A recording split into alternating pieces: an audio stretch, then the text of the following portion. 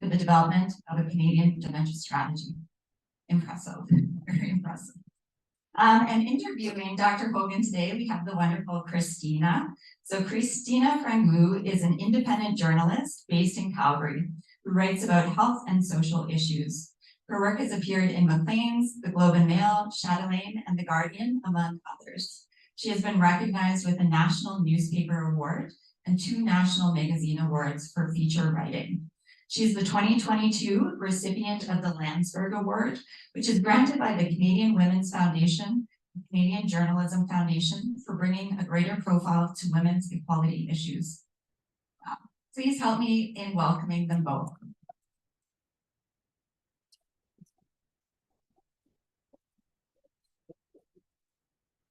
Well, thank you for coming out on this Saturday morning, everyone. It's lovely to see you, and I'm so excited that there's so many people who are here for the first time. Let me know if we ever get if we get too quiet, and wave your hands from the back, and we'll figure out a way to make ourselves louder. Dr. Hogan, it is such a treat to be here with you always. So thank you for coming. Thank you. I wish my children were here to hear me talk about it being impressive. So If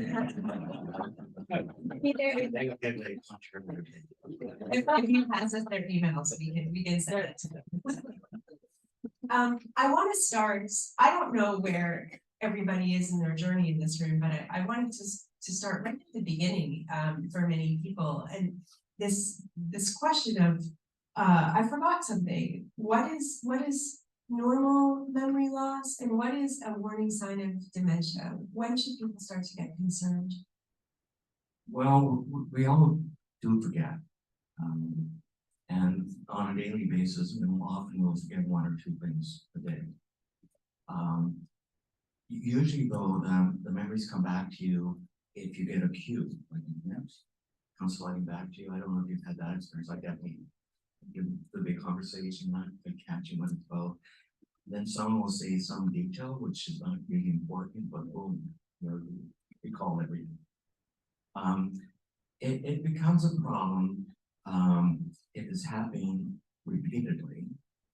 If your lapses are involving things you know very well, like the names of your children or grandchildren.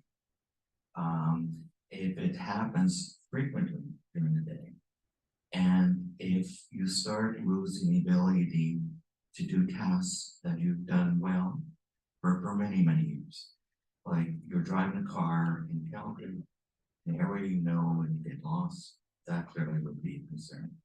So there are kind of hints that physician or nurse practitioner might ask you about that would suggest maybe there's a problem and should look at more detail. There's also questionnaires which have been built, and depending on how many are ticked off at yes, there's going to change because of thinking. That might be a spur to have a more detailed evaluation. But just having a lapse and you forgot an appointment that you didn't write down, don't worry about it. It happens to everyone. But if it's consistently happening, it's important information, and or it's doing things that you're familiar with, then I would be concerned.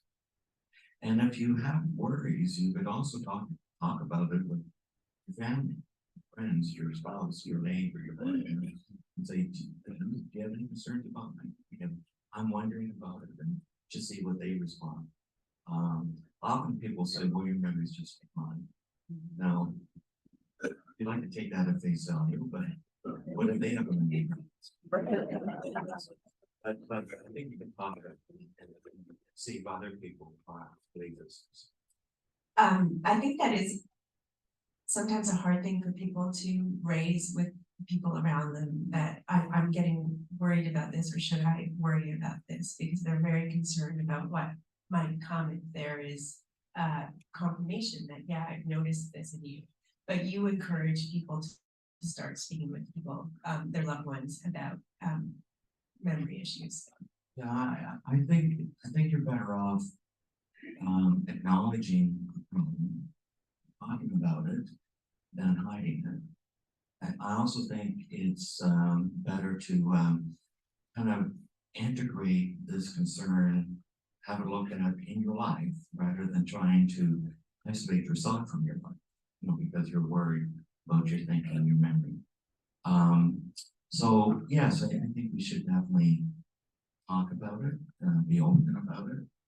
I'm not saying you start every conversation necessarily saying that, for example, but you with your friends, people you know well, you might say, well, my memory's not as good as it was. If I lapse, please forgive me. I know people often have trouble when they move into our seniors' residences, and there's all these new people and remembering names. And I always tell people they should do what we used to do in Cape Breton. In Cape Breton Island, which is part of Nova Scotia, we just called everyone buddy.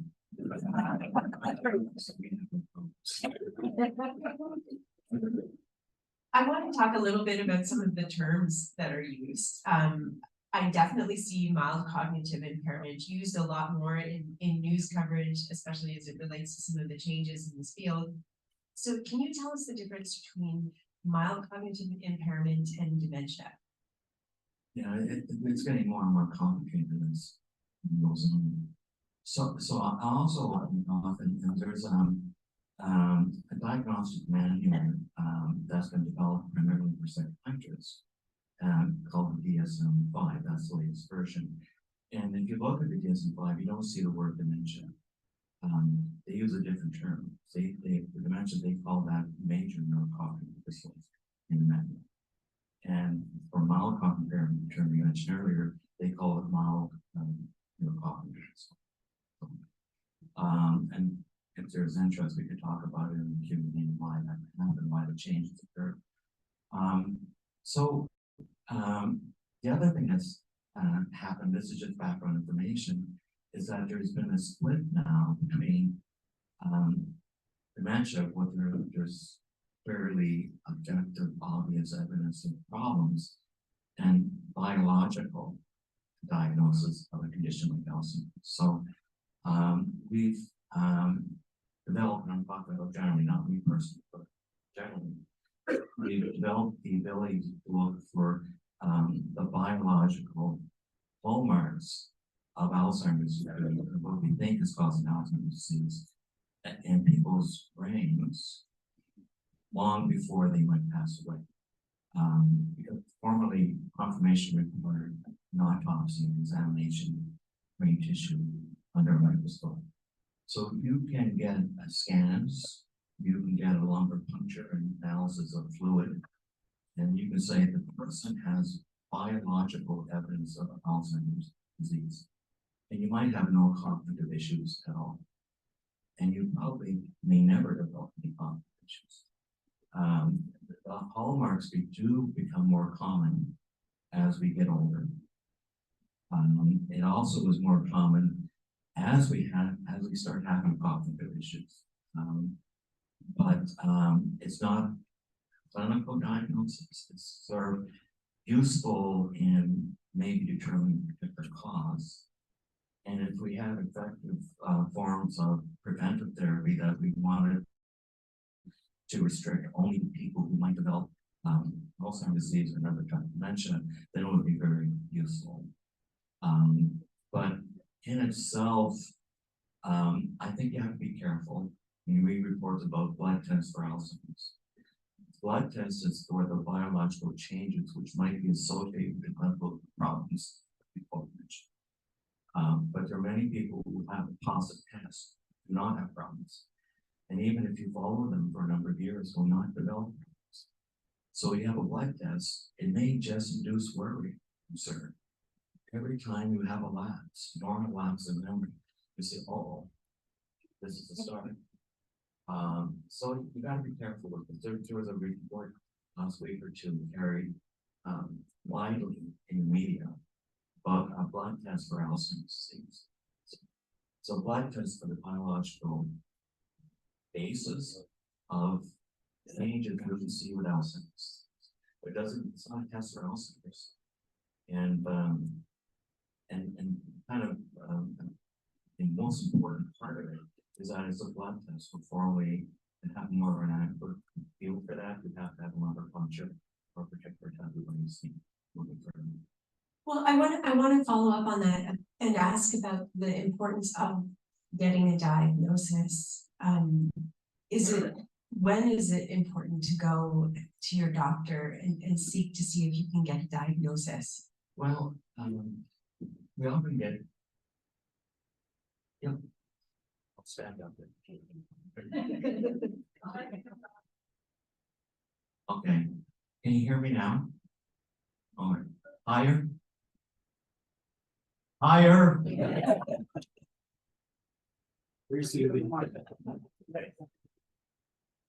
I don't think I can play with volume, I apologize. Okay. All right. And the question was? Let me see if I remember. It's when is it important to go to see your doctor about getting a diagnosis? Well, I'm not sure it's one size fits all.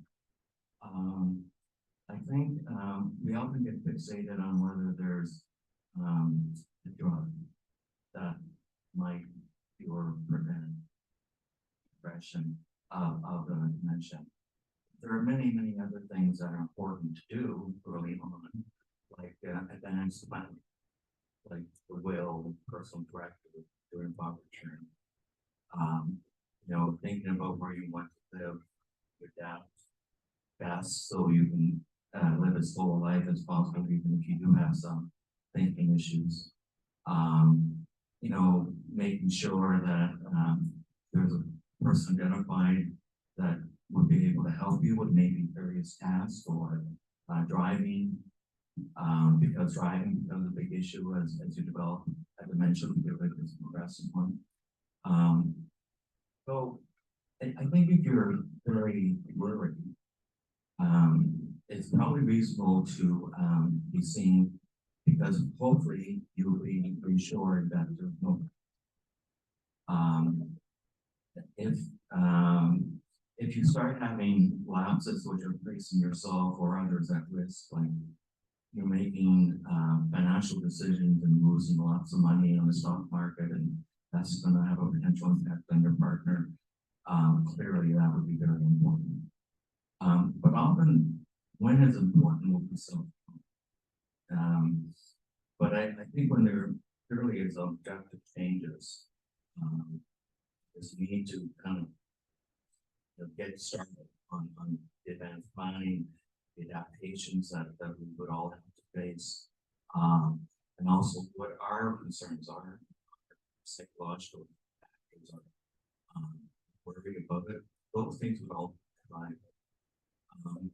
And it's gotten really complicated now with more of the biological definition, because if you want it, you can fly down to the States tomorrow and have one of these animal next scans or a puncture, and you be told that you have biological concerns, even though you're fine.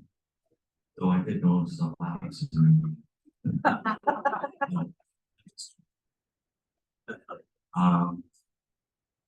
So I'm not sure the biological definition right now is overly useful. And I would question the use of that routinely in the clinical practice of physicians here in Alberta. But I think when clinical symptoms arise, they should be looked at and evaluated.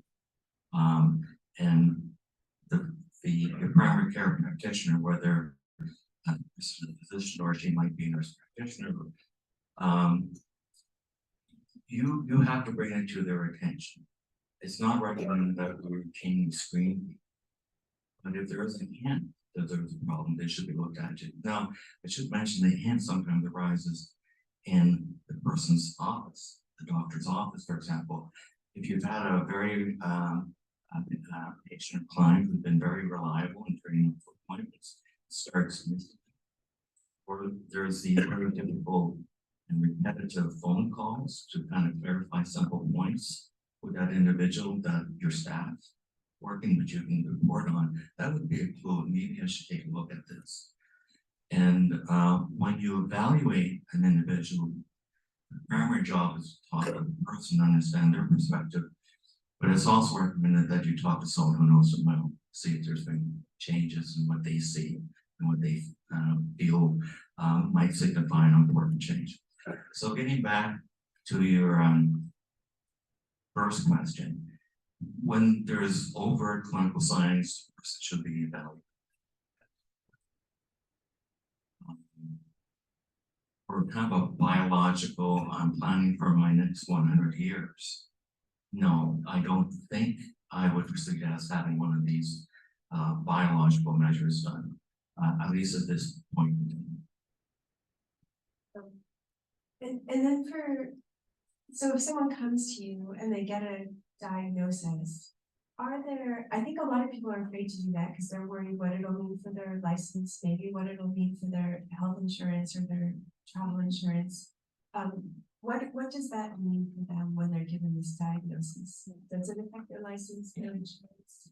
Well, maybe I'll go back to the question you asked a bit earlier, because now there's this acceptance, there's a spectrum of clinical symptoms, and it gets to your question about mild cognitive impairment and dementia. So mild cognitive impairment means that on testing the person's cognition, there definitely is a problem. But it's not severe, but it's more than you'd expect because of their background, whether it's age or it's, limited formal education. So you think there is a thinking cognitive usually involves movement, but the person still is doing everything. Driving, looking after their taxes, financial matters, looking after medications. Now they might have to adapt a bit. They might have to use blister pack for medications. They might have to strategize a bit more about when they drive, like where am I going, think through the route and how to get there. But they're still independent, still doing everything. That would be mild cognitive.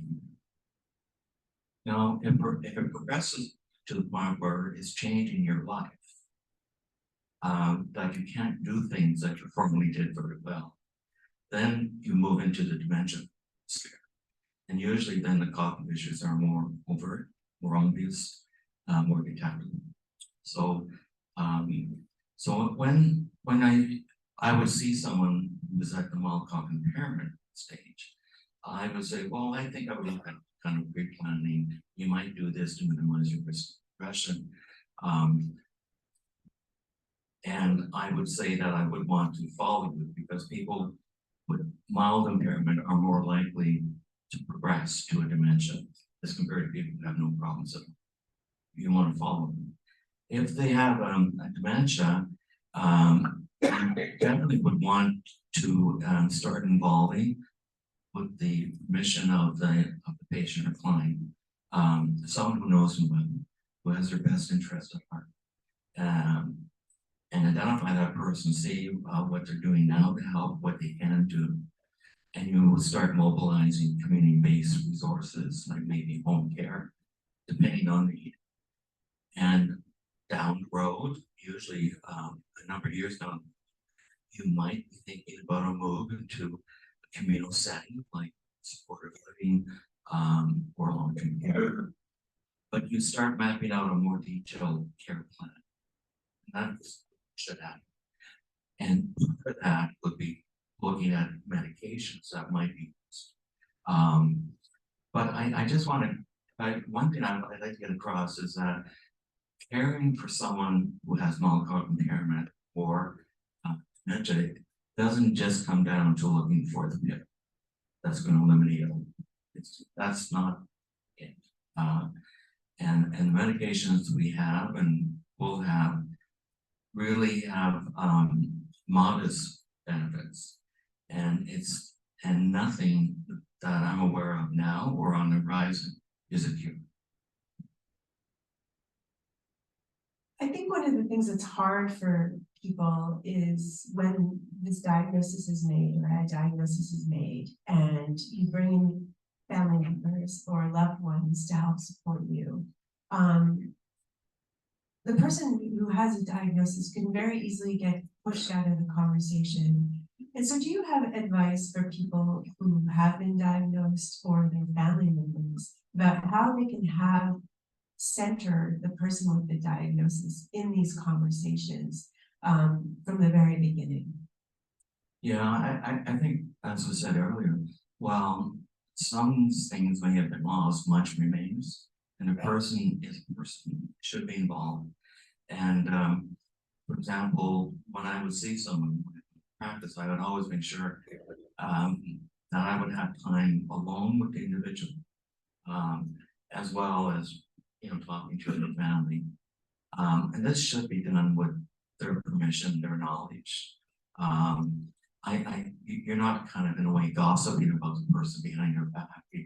You should be upfront and explain why.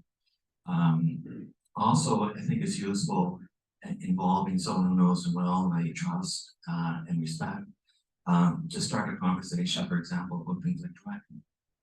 Like, you may have to stop driving.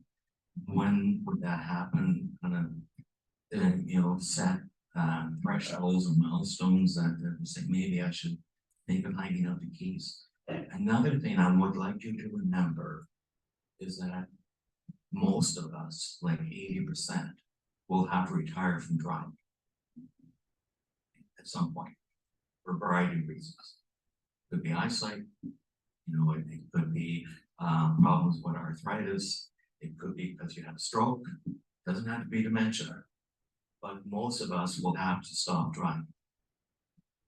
I guess sort of another kind of story that not directly relevant. But it was my dad, my father. He loved driving, and unfortunately, he passed away from ruptured aneurysm. He was driving when it happened, but fortunately, he just kind of went slowly off the grade and stopped. And obviously, you miss your father, but I kept thinking, geez, what a perfect way for him. And that story. But if we knew he had an aneurysm that was about to burst or rupture, he shouldn't be doing it. It was unknown at the time. So remember that, and it's not like we're going to be driving to our funeral. We're going to stop driving at some point. Most of us. I know I'm supposed to be asking questions, and I will ask a question, but just a quick story that's like 30 seconds long. There's this wonderful episode of White Coat Black Art from last year sometime, and it's I just remember the man's first name is Ron. It's not our Ron Franklin.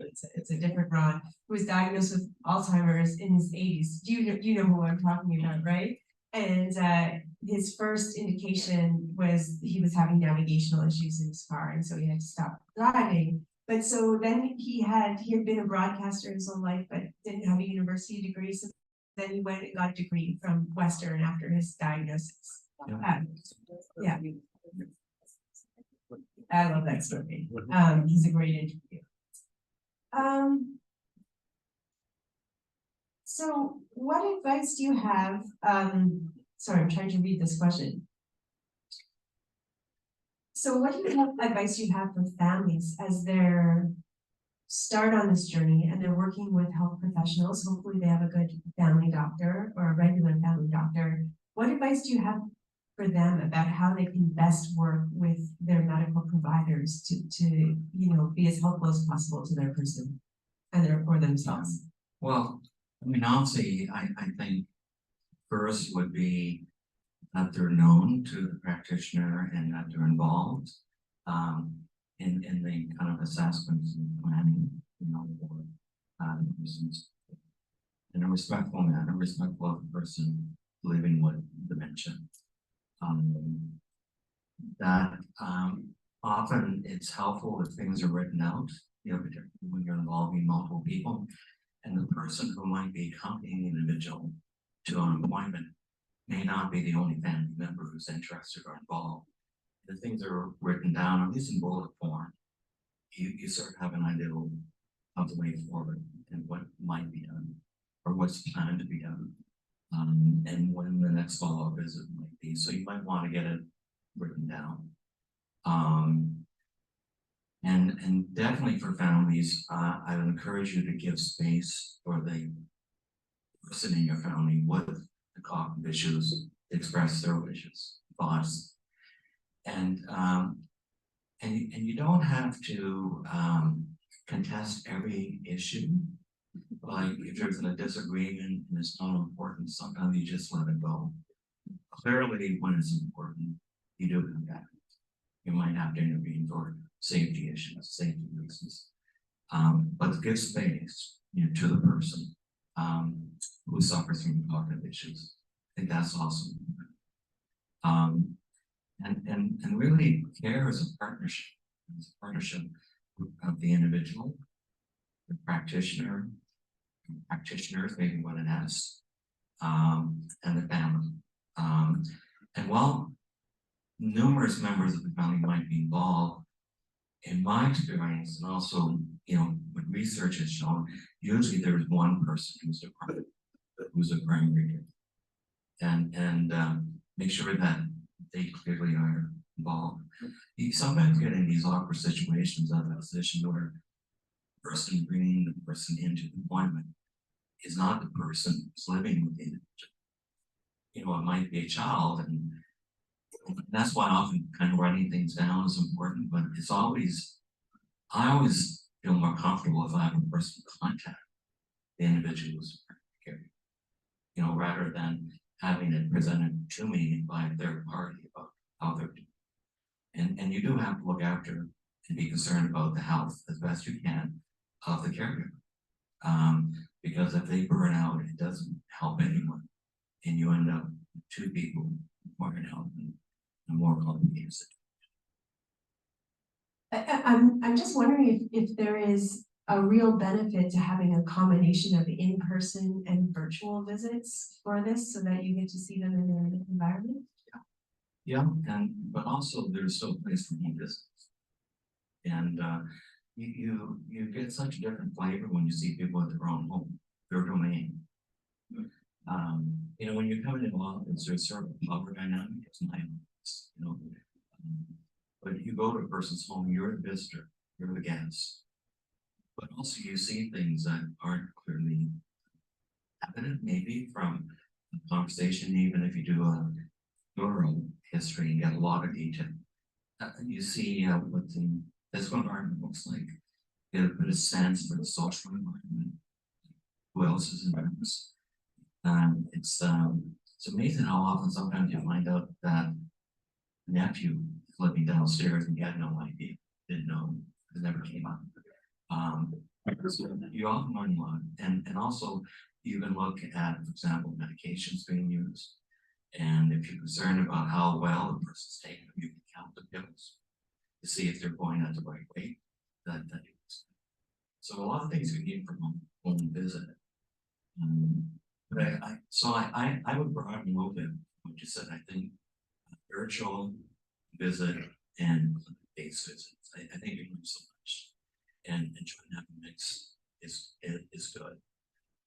And also each has their place. There are things you can do much easier in a clinic than you can a home visit, like a full physical examination. And also it's a little bit easier if you need some separation. If you want to talk to the caregiver or the patient alone, it's kind of hard to tell people in their own home, go away. So it's easier to do it that way. Virtual, you get across or get over issues like weather, driving, particularly someone that's not driving anymore, convenience. And remember, virtual includes telephone. It doesn't have to be a Zoom call. If the person feels somewhat overwhelmed, still get lost.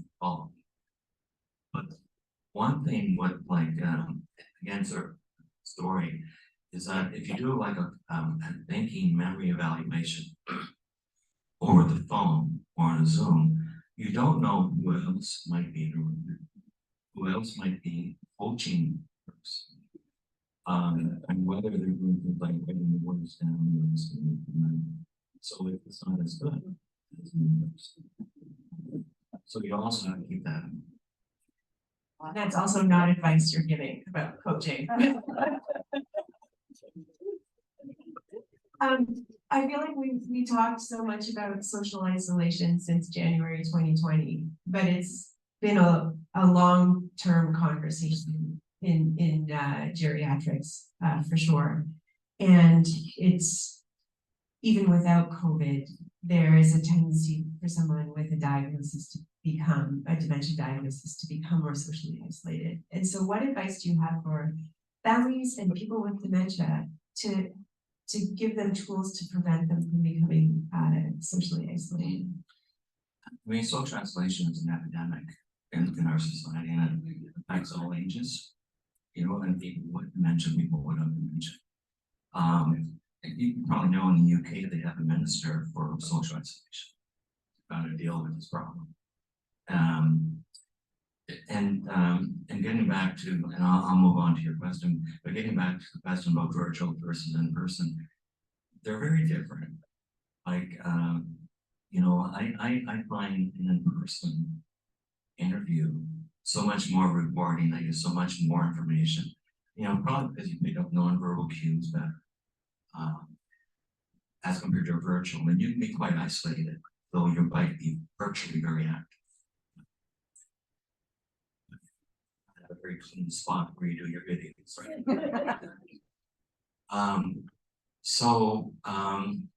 Social isolation in COVID was very difficult. It's difficult for everyone. But I want you to think about someone who has dementia, let's say at an advanced stage, living in long-term care. So one day everything's fine, you see your family, you see staff, they talk to you. And let's say you have a hearing impairment, put that in as well.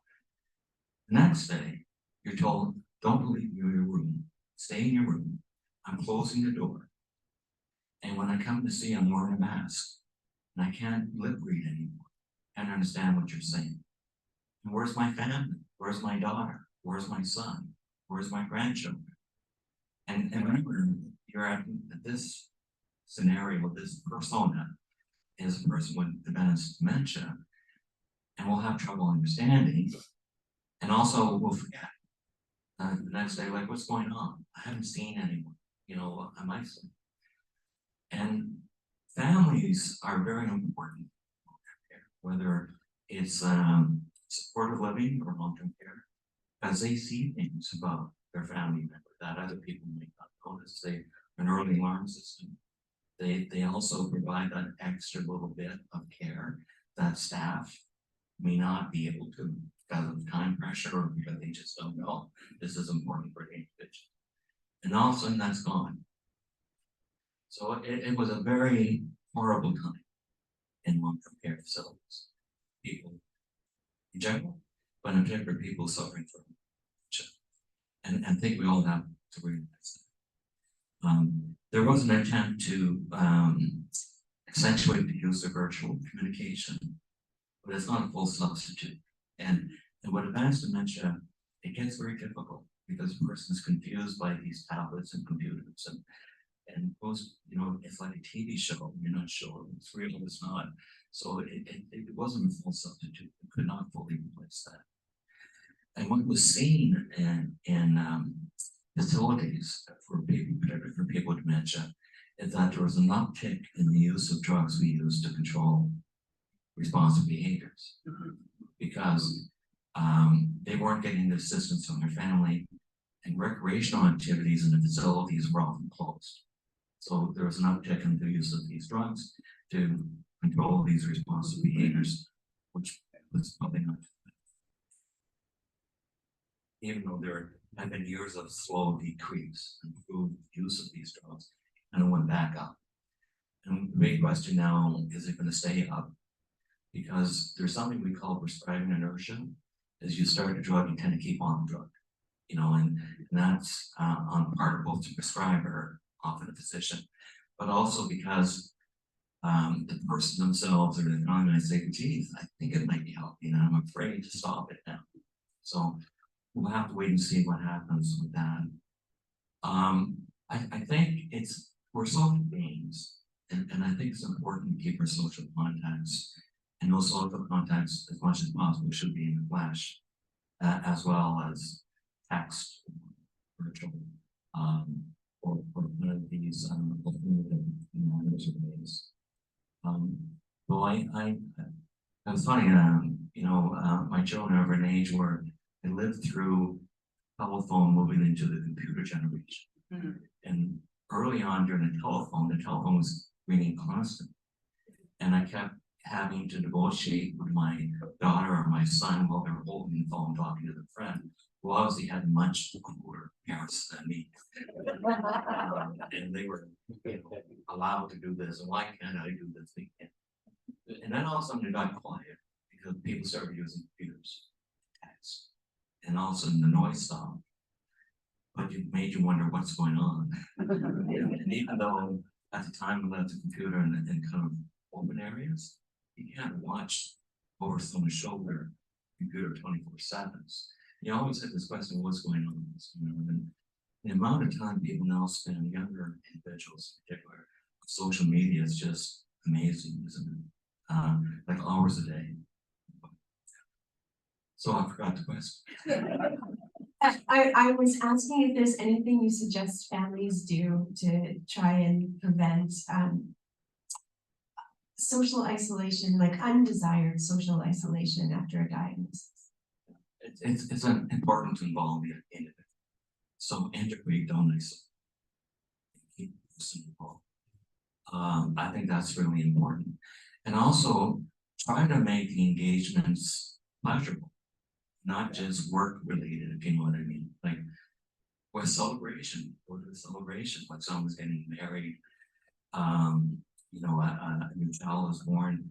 Now the only kind of caveat or qualification I say that if the person gets overwhelmed by crowds, you might have to make it a smaller gathering. And if too many people might be upsetting to that individual. So you have to know the person. But integrate them, keep them involved, family, and also, make sure that it's pleasurable, not just task related activities. That's what I would suggest.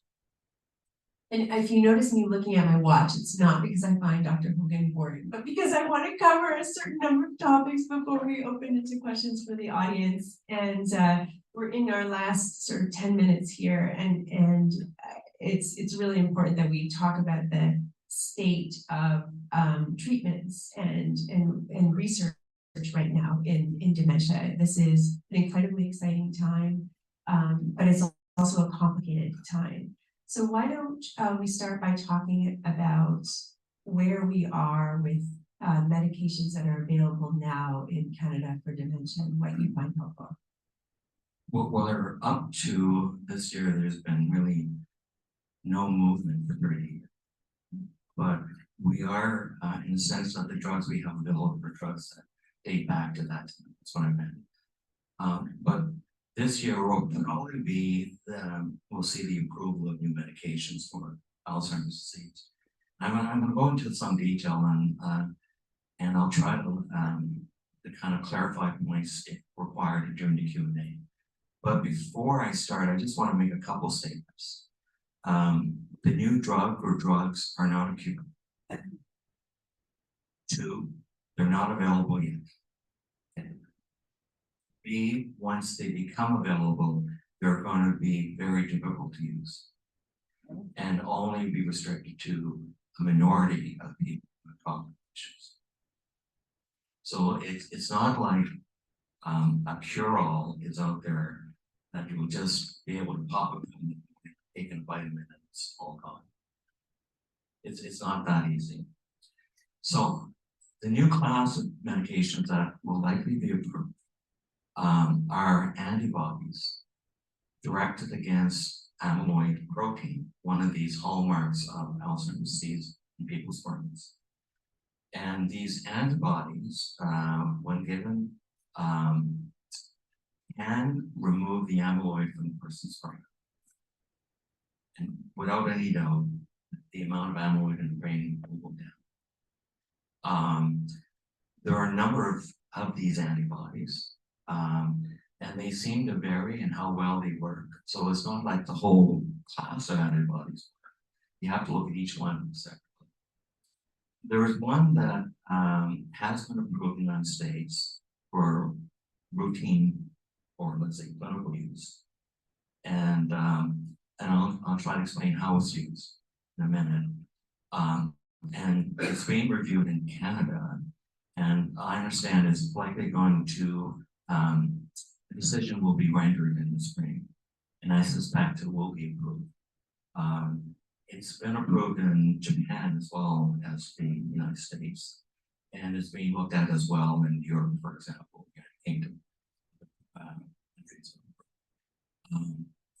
So the medication is given as an intravenous infusion. You have to be tied up to intravenous, and it's given every 2 to 4 weeks. The drug, which is likely going to be approved first, is given every 2 weeks. And the treatment is over 18 months. Okay, so that's one barrier. And second, in the studies, it was restricted to people who had the biological evidence of Alzheimer's disease. So they had to have a lumbar puncture, or what's called a PET scan, an amyloid PET scan, to prove that they had Alzheimer's biology. Now, of course, here the blood test might be very helpful, because rather than having to have scan or get a lumbar puncture, the blood test might suffice, and only a small number of people might have to go on. Whereas indeterminate, and not quite sure, might have to go on for one of these investigations. So that's a good thing about the blood test. So they had to have that, and they had to be at the MCI stage, the mild cognitive impairment stage, or very early Alzheimer's. It was not tested in people who had moderate or more advanced stages. So it was early disease. They also had to have an MRI, as a magnetic resonance imaging study, before treatment.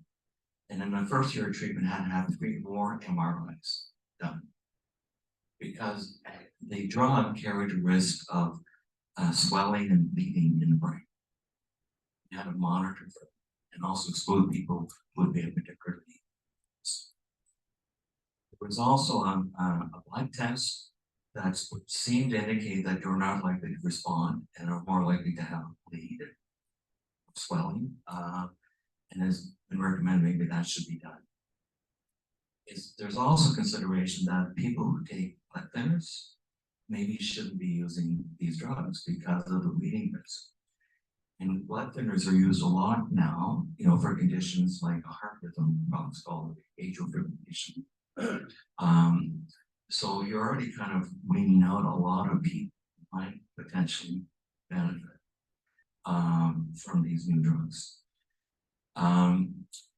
It's also complex in the sense you have to do the biological determination of Alzheimer's. You have to stage them correctly. You have to rule out you shouldn't use it. And the feeling is that, at least initially, you have to go through a specialist. You want to have these drugs this right. And another issue is that they're expensive. So in the United States, just for the drug, I'm not talking about the MRIs or scans or lumbar punctures or the care, just for the drug, is $26,500.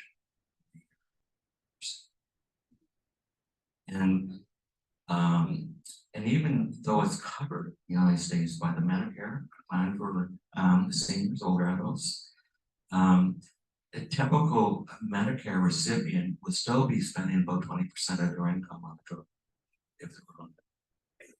So there's a lot of access issues, cost issues.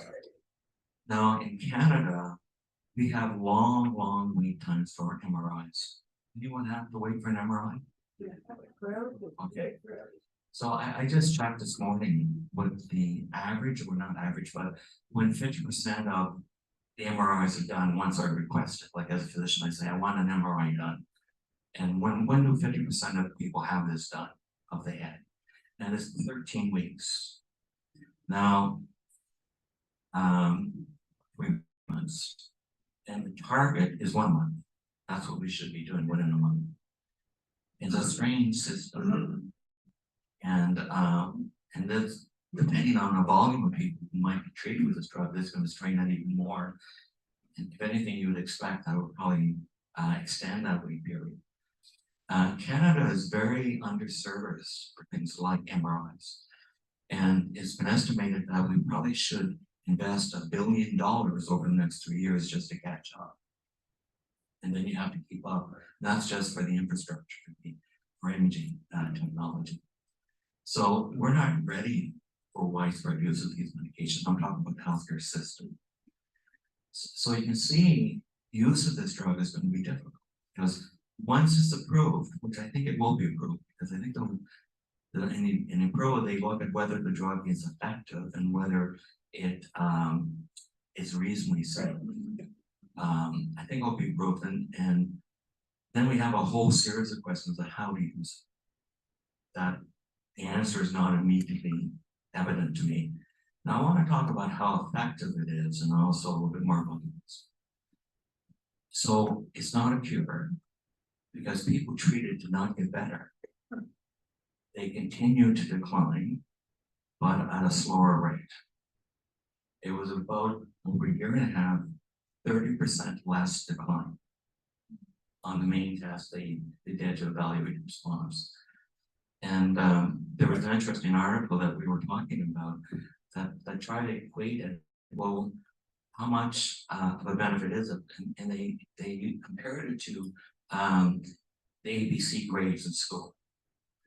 At the start of treatment, people were like at B minus. At the end of 18 months, whether you're treated or not treated, you were still at a C grade. But it was a little bit better in people who received treatment. You might say that those who didn't receive treatment were close to C minus, while those who were treated were like C, but they still declined.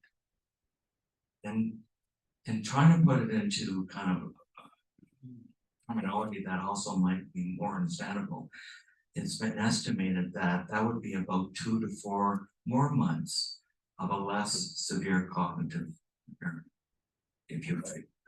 So that means between Christmas and between sometime Valentine's Day and St. Patrick's Day, that's the benefit you're seeing. You know, many people that would be sufficient. For other people, they would say, geez, I'm not sure, you know, the cost, hassle of going in for these infusions, and this is going to be worth it. That's a decision people are going to have to make. And what's not clear at all, if approval, is how much the government might subsidize the use of these drugs. We just don't know at this. So that's why it's not a cure. It's not available yet. But once available, it's going to be kind of difficult to figure out how best to use this medication in consultation with families and people living with the condition. Now, the risk is that the amyloid protein that is felt to underpin or underlie Alzheimer's disease is found in the brain. But this amyloid protein is also found in the small blood vessels in the brain. So when you start removing amyloid, it draws out amyloid from these blood vessels, which can start leaking. That leads to the swelling, but also to the bleeding. And usually, and I'll give you an idea. So for the swelling, about 10%, 10 people out of 100 will have it.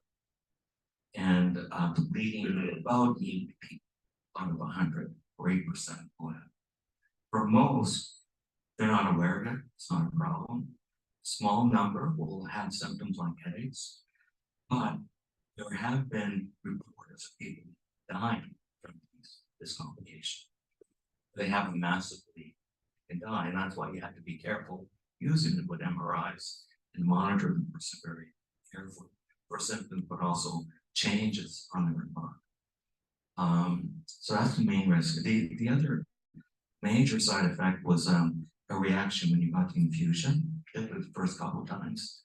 After that, it tended to die down. It's only a temporary reaction, and you could often deal with it by medication. So not a big issue. It's more these radiological abnormalities which can only be detected on an so it's great that there's a new agent. It's great that it has a different mechanism of action, and that with refinement hopefully will become more practical, like with development of blood tests, upper punctures and scan, and maybe giving it as a subcutaneous injection, maybe not as frequently as every 2 or 4 weeks.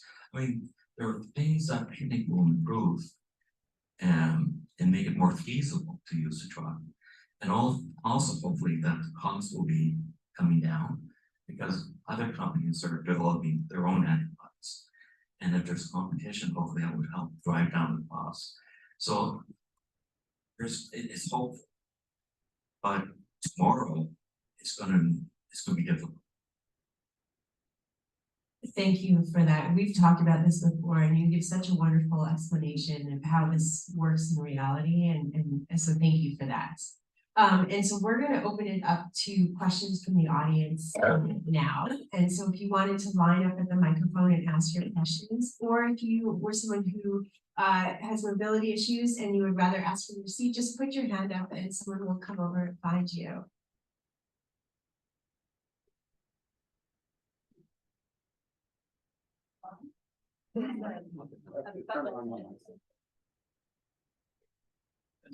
Yeah, okay, good. I have several questions. I don't want to hog all the thing. So my first question is, recently in the media, they're saying that Alzheimer's is going to increase like 185% over the next 10 or 20 years. Is that your sense of things? Well, the population's growing, and our population is aging, and Alzheimer's is a condition which is more common as we get older. So just because of population growth and the aging population, there will be more people affected with Alzheimer's. On the other hand, there's good evidence that in wealthy countries like Canada, United Kingdom, States, that the risk, your personal risk, is going down.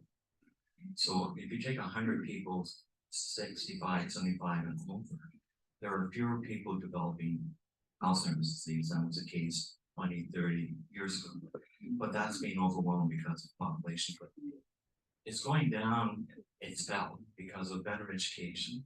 You know, more of us want better education, and years of education is. And also, we're probably doing a better job at detecting conditions like high blood pressure, diabetes, and managing them, and their risk factors for developing Alzheimer's disease. So I appreciate the discussion about medication, but my understanding of some of the preventative measures for Alzheimer's or dementia are more simple than that. It's walking on a regular basis, drinking enough water, and reducing sugar. So do you have any comments about that? Yeah. I personally think this is better. Okay, great. I put more hope in prevention than treatment. Now, what's capturing the greatest attention is what's called multi-domain prevention, like you do more than one thing. And so you look at things like being more physically active. You look at factors like having a better diet, and we'll talk about that in a second. We talk about having good sleep, minimizing stress in our lives, which is very easy, of course. We do live in a world, but minimize stress and being active. Aside from physically active, but also socially active, participating in society, going to art galleries, going to movies, like the one that was shown or advertised. They're all really important, and also keeping mentally active. Now, that might be through computers. You know, it might be an online service, or it might be something you download, but it could be as simple as crossword puzzles or Sudoku, if you like doing that. but do something. Read a book. Not just watch TV, but read a book. Particularly for our journalist friends, read a newspaper. But keep active, yes. Another interesting risk factor that people often don't realize is hearing loss. And impaired hearing is a risk factor for developing Alzheimer's. And there is some emerging evidence that early use of hearing aids might give you some protection and dealing with the problem. So yes, and you can prevent hopefully many cases. I shouldn't use cases, but many people from developing Alzheimer's disease and other forms of dementia. I agree with you, Tara. Just one more question. Okay, and both of these, I think, were really important questions. So one more short one. Okay, so I asked this question 4 years ago in 2019 when we had a conference, and I'm still gonna ask it. I'm a manual therapist that specializes in care of Alzheimer's and dementia by increasing flow of cerebrospinal fluid through the cranial system. Has there been any research done that is available to the medical community about the benefits of that? Not that I'm aware. There's an interesting, though, spin-off, somewhat different than you, but it's found that if you use targeted ultrasound in the brain, it opens up the blood-brain barrier and might allow the delivery of drugs more efficiently to the brain. And also it might allow the egress or removal of toxic proteins from the brain. That's why sleep's so important, because that's often where a lot of this happens when you're sleeping. That's why you should get your sleep. Just want to mention about the diet. I was going to move on really quickly. So the diets that are attracting most interest would be the Mediterranean diet, and also diets which have been proposed to deal with hypertension or provide high blood pressure. So less red meat, protein source more like fish, chicken, or non-animal, a lot of legumes, a lot of fruit, white salt shaker, use something different for spicing. That's what has been attracting the most interest. Thank you for those questions. Just a reminder, we only have about 20 minutes, so we ask maybe one question.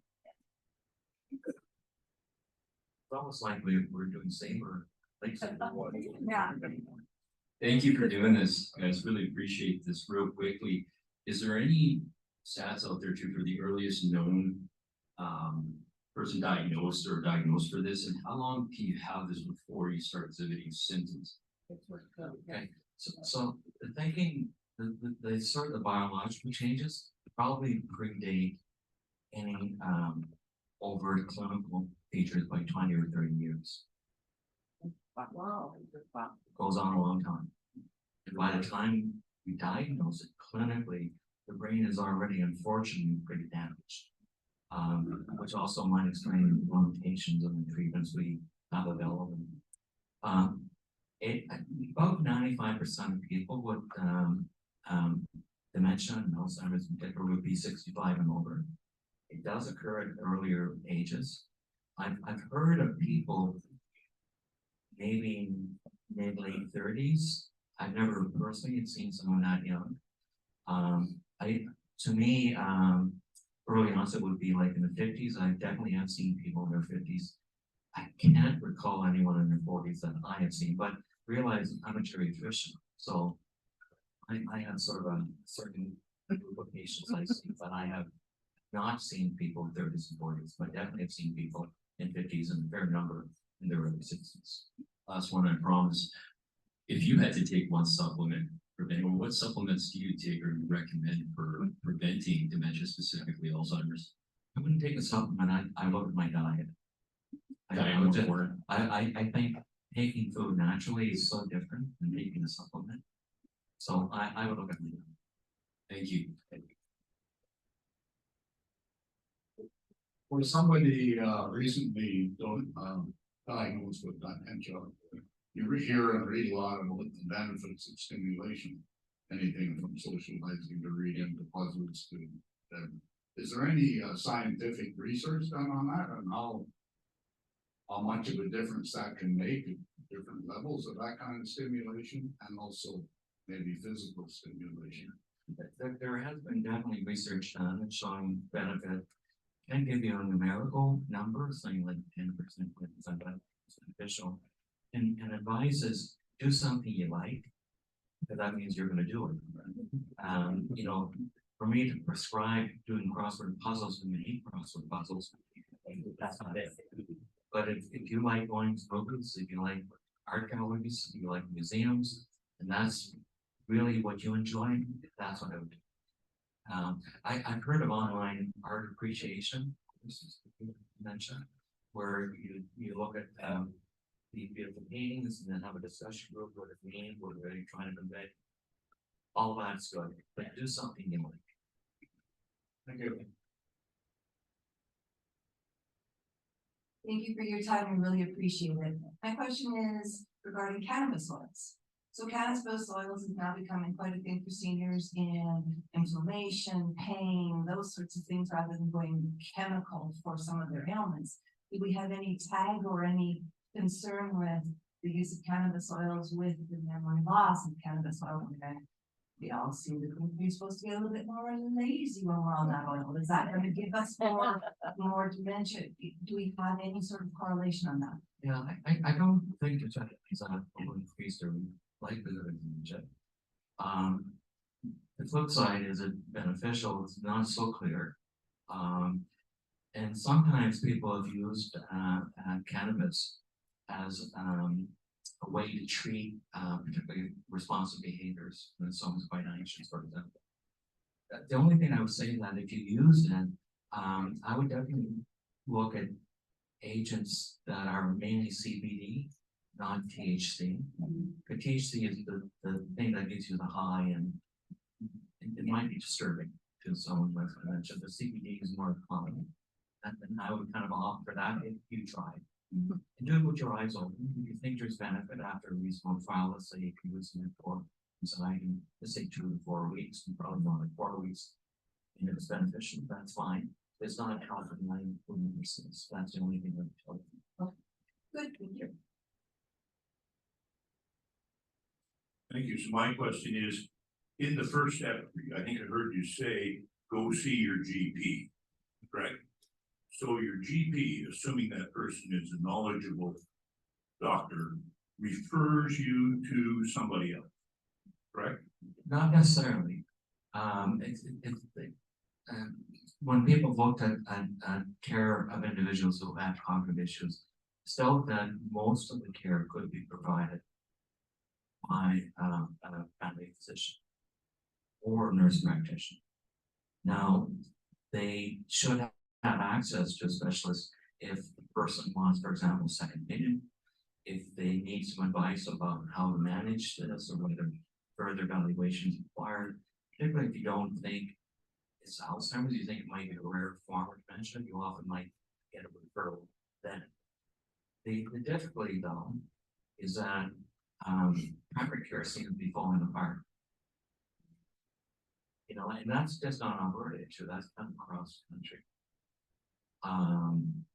And how in the world a strained system of primary care physicians and practitioners are going to deal with the excess demands of now screening people for mild cognitive impairment and also maybe handle these difficult, challenging drugs.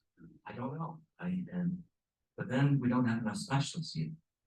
So when people look at what are the roadblocks in using the newer medication that I went over, the main roadblocks are not enough specialists, not enough MRI capacity, and not enough of the PET scanning capacity. Those are the major roadblocks. And that way, the Canadian healthcare system, when you look at all the wealthy nations, is probably the least equipped to deal with this. For many years, we just haven't invested as we should have on the infrastructure. So is there I'm still a little bit confused. Is there an alternative to going to your GP, like folks that are hosting this, or do you first go to your GP? First go, and then go from there. Now, and I'm not being critical, but I don't think this is the type of problem I would go to shoppers.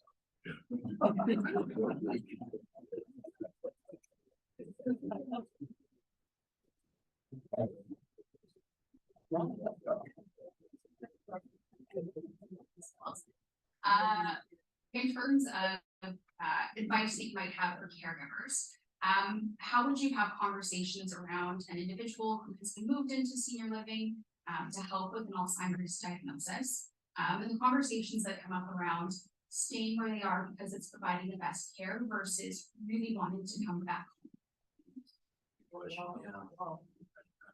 I mean, hopefully those conversations have been kind of gone through and thought out before.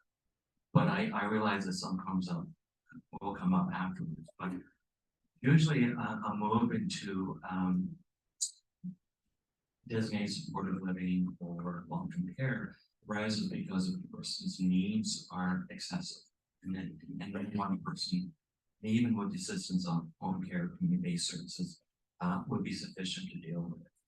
And often that would be kind of physical issues like incontinence, needing assistance with dressing, basic things in daily life, or behaviors. Some behaviors can be really very challenging and safe. And that often are the recipients for a move. Now, after the move, it's not infrequent the person says, I want to go home, why can't I go home? I mean, you try to do this as gently as you can. We can say, no, unfortunately, you can't exceed or can't go along with your wish. What I can tell you, and this is not universal, based on Gillis University, but many of the persons who ask, well, why can't you take it home? When in a short period after the family member leaves, it's not a problem. They moved on to something different. They may have forgotten that was a request, and it doesn't persist. It doesn't go on for 24 hours continuously in the money and say, I have to go.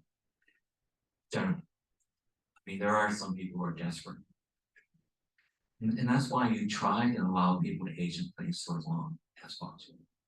That's why the use of community-based resources and mobilizing help you get family. But we can't build a healthcare system based on family members being heroic and going well beyond politics.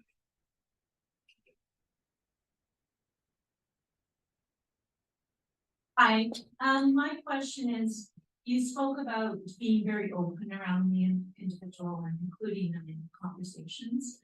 Do you have any advice for someone that's in a situation where they get very angry when it's discussed and they aren't accepting that there's an issue and you're sort of keeping it like a taboo subject? I think you definitely don't want to poke there to use that one. And sometimes you might use different terminology, like you may not insist that a person accepts that they have Alzheimer's disease or dementia. You might say, well, you have a memory. And if you use terminology that might be a little bit softer and easier to accept, and you wouldn't consistently bring it up. You'd only bring it up when there's a need to, and try to skirt the issue as best you can. Also, you try things like distraction, move on to a more pleasant as best you can. But remember, it's one of the challenges is that the person with the condition may not realize they have the condition. And this is not denial. Denial kind of connotates that the person is doing intentionally, is that they just don't see it. And this lack of insight, there's a fancy word for it called anosognosia. They just don't see it. And they just can't be convinced that it's a problem. And at that point, it's not helpful for anyone to get into escalating an argument and just move on. Like trying to convince them that it's more than just bad. They just don't see it. Okay. Thank you. Hi. Thank you for today. My lived experiences with my mom who had Lewy body dementia. We walked her home last August. And that diagnosis was driven by me. I pushed for it. So I'm asking for the audience in general, how important is it to name all the different types of dementia? How important is it for the person who has cognitive decline to name that dementia? And when would you pursue naming it? So naming it, we mean like coming. What is it? Yeah. Yes. It's, I think it's gonna become more and more important. Like the new drug we talked about is specific for Alzheimer's disease. It removes amyloid. Would not be helpful for Lewy body unless the Lewy body is combined with Alzheimer's. It would treat the Alzheimer's component, not the Lewy body component. So I think as we have more specific treatments, it becomes more and more important. I think it is important because different types of dementia tend to have different types of problems. And you'd have different expectations of problems which might arise and when they might arise. Like Lewy body dementia, I can just talk about it in general. And I'm not saying that all of this is what your mother has experienced, but people tend to have detailed visual hallucinations that are convinced and detailed. They can see the person, they can make out the features, they see small animals. Funny enough, they're often are mute, they don't talk, but they're there, they're real.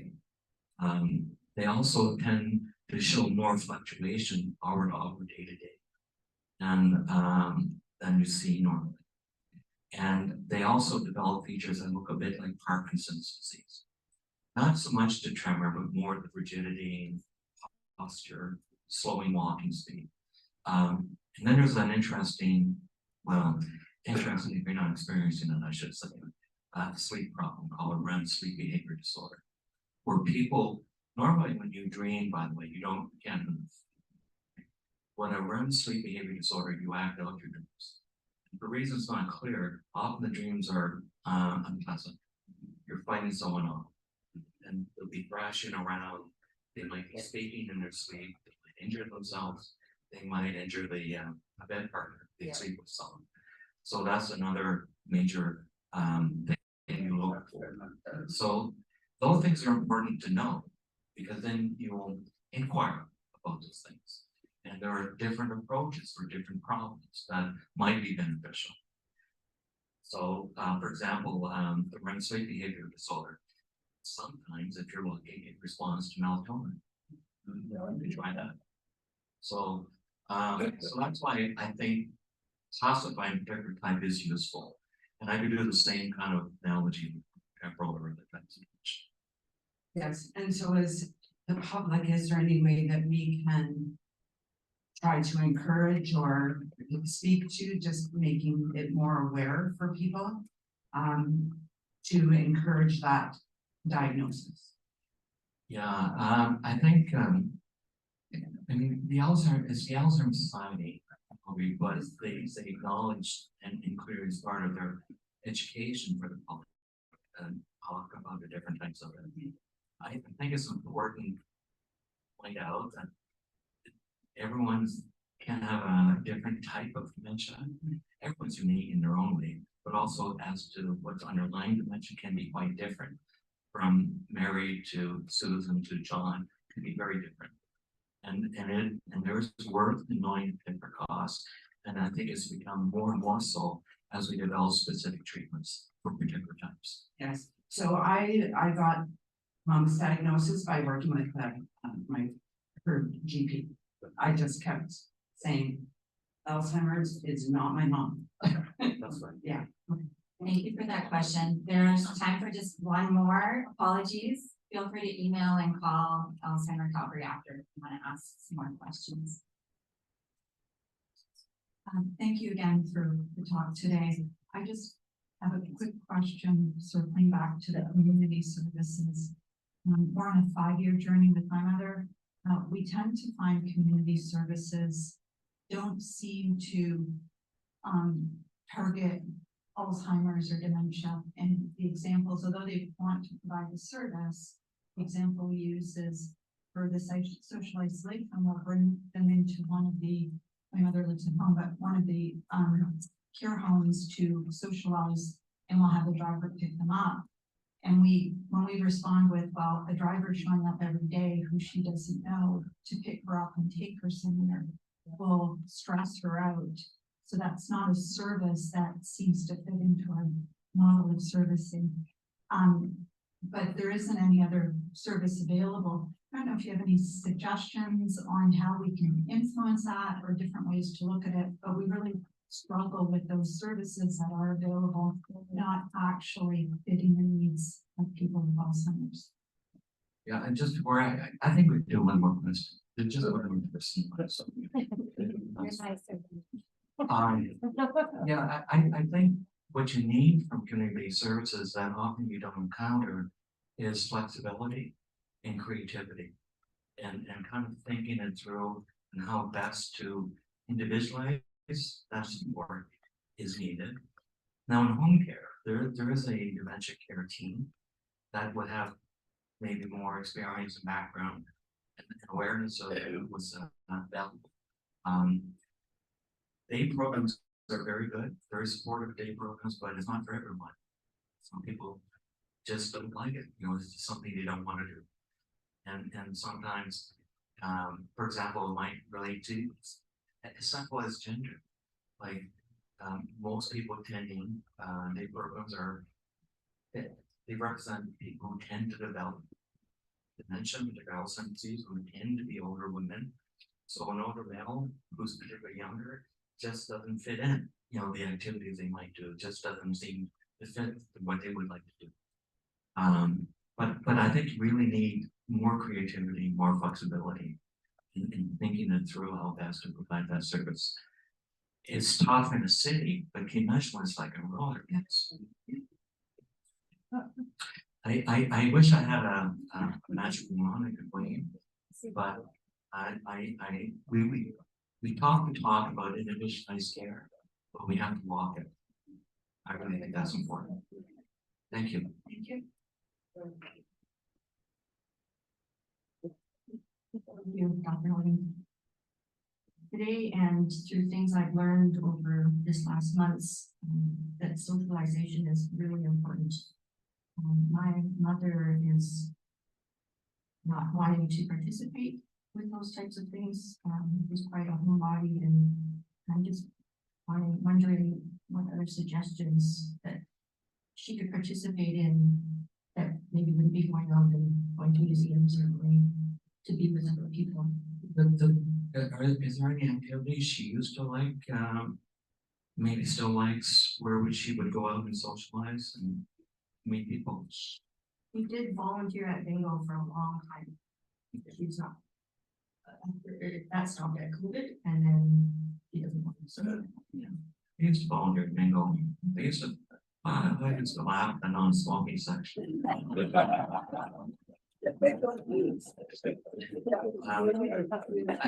mean, I think you'd look back if there were things she enjoyed doing, and somehow you could bring them up and encourage her to attend those activities. Sometimes for a day program, and I know it's quite an imposition, but sometimes a family member might have to go the first couple of times just to get over that hump. But just some people just aren't socializing. But I think if she remains connected, involved, and engaged as much as she is willing to do, that might unfortunately be the best you can do. But if someone has always been very quiet and drawn, they're not going to become a party animal. You know, it's just not them. Online that I definitely encountered clients, for example, who like doing the dating my numbers and spend hours doing that. Some people just enjoy playing games. You know, word search, you'll do that for hours. Yes, yeah. But you have to find something that, like I said before, something the person is willing to do. Thank you so much. Do you have any, I know we're at time, one last thought that you didn't mention you want to leave people with?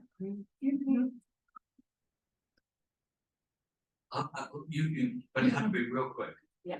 Then giant hooks and Hi, sorry, I really don't have a question. I've been through this with my husband. He's not in supportive living. I just want to point out to people how important the personal directive is. The personal directive is fine, but when the geriatrician or a person that sees that it needs to be activated, that's when you have the document that says you can now go to help, that he's been assessed. And this is where home care comes in on the doctor's records. To home care comes in, does a whole bunch of assessments, gives you information, gives you lists. So that's the process going forward. And I've been there, so. Amazing.